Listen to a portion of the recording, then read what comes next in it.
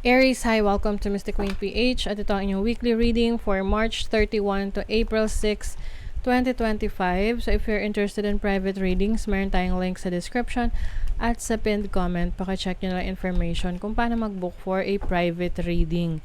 And please subscribe to our channel to show your support. Like, share this video at comment na rin kayo kung kayo naka-resonate. So Aries, let's see the energies for this week para sa inyo. And happy birthday, happy solar return sa inyo, Aries. I wish you the best, happiness, success, good health. Okay. Never ending story. Maaring meron nagpapastress sa inyo ngayon, Aries. Lalo na at malapit na ang new moon. May eclipse tayo eh. So, pwedeng ito yung parang paulit-ulit na issue, paulit-ulit na problema na gusto mo nang kumawala. The fates. Oh, I think anytime soon this will be resolved, no?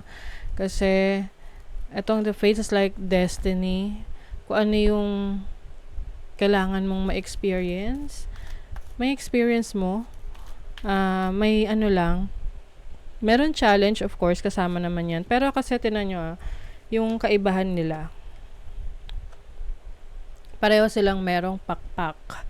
Pero yung isa, pagod or parang devastated. And the other person is vibrant, masaya siya. So, I think, meron kang i-let go na situation or tao sa buhay mo na nagiging toxic sa'yo, na paulit-ulit na lang yung problema, na aalisan mo na yon kasi you want something new for yourself. Oh, diba?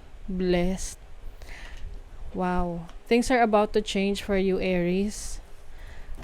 Dahil nga meron tayong new moon. New moon is about new beginnings. Ano siya eh, hindi lang siya yung parang overnight na pagbabago, no? Yung tipong ayan, pagbabago na agad. Ano siya, slowly nagbabago for the better. Mararamdaman nyo yan kasi maaaring sa ngayon nakaka-stress, marami kayong iniisip, magulo. Pero eventually, makakaalis kayo sa sitwasyon na yan at masasabi nyo na rin na kaya pala nangyari yun, no? Para mas maging malakas kayo. Your overall energy, the King of Swords, you have learned a lot from your experiences. Kaya ngayon, maingat na maingat ka. Your challenge is the Hierophant. Some of you, kung meron kayong someone in authority sa inyo, may authority sa inyo, yung boss nyo, parents nyo, or asawa nyo. Pwedeng merong challenging situation na yan yung paulit-ulit na inaayos ninyo, paulit-ulit na problema ninyo. Your opportunity is the Wheel of Fortune, which is energy shift, pagbabago. Oo. Itong King of Swords energy, I feel like ngayon, mas logical ka mag-isip, mas practical ka mag-isip. Kaya kung alam mo na hindi na yan nakakatulong sa sitwasyon mo, then you're going to cut that off. And then your blessing is the 9 of Coins. Wow! As a blessing, this is stability in your finances. This is independence. Oh, iba sa inyo, makakalaya na kayo sa isang toxic environment. Toxic situation, lalo na sa trabaho. Pwede rin sa relationship na parang dinadown ka dahil nakaasa ka sa kanya, but eventually you will find a way, makakahanap ka ng paraan na manindigan para sa sarili mo, na tumayo sa sarili mong paa. You have Saturn in Leo in the 5th house. Yung iba kasi sa inyo, parang napipigilan kayo na express yung sarili nyo, napipigilan kayo na mag-tap into your creative talents, your creative skills.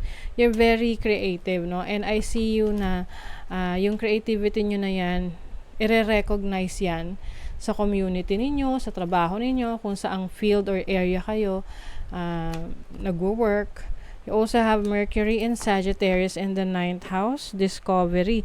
So I think you will be discover more about yourself. Discover mo yung mga iba mo pang kakayanan, mga abilities mo. Yung iba sa inyo magaling kayo sa communication, public speaking, teaching. Meron kayong mga bagong kaalaman na aaralin. Yung iba sa inyo maaaring may opportunity to work abroad or to study abroad, no, para mag-aral abroad.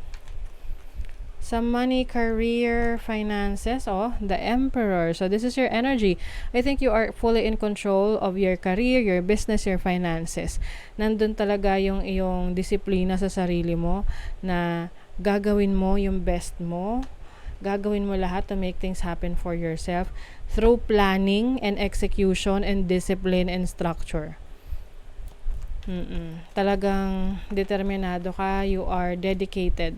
So sa naman, love life, you have the Empress. Ang ganda ng cards nyo. May Emperor na may Empress pa. So I feel like if you are in a relationship right now at wala naman kayong problema ng person mo, I think you will both, pareho kayong susuportahan nyo yung bawat isa sa kanya-kanya ninyong goals. Kasi maaring magkaiba kayo ng mga goals ninyo sa buhay, pero suportado nyo isa't isa. Some of you naman, if you're single, maaring merong nagkakaroon ng interest sa'yo. Someone here is seeing your potential or seeing your worth na naa-attract sa iyong beauty or kagwapuhan mo.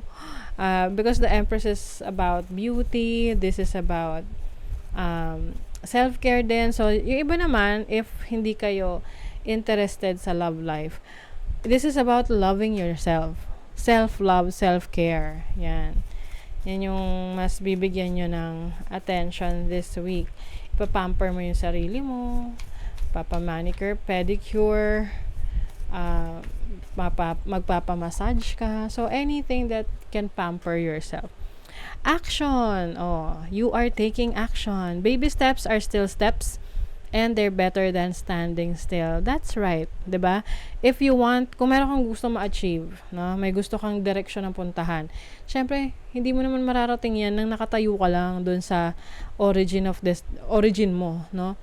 So, kailangan mag take action ka. Take that step. Kahit maliliit na steps, kasi that is still one step closer to your goal. Ayan, umuulan nga lang dito. So, alam mo yun, nandun yung challenge.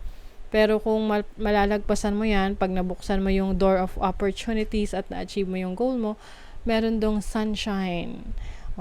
May liwanag. Merong, alam niyo naman, energy ng sun, diba? It's about happiness. It's about contentment, confidence. Okay? So, that is your reading, Aries. Thank you so much. See you again.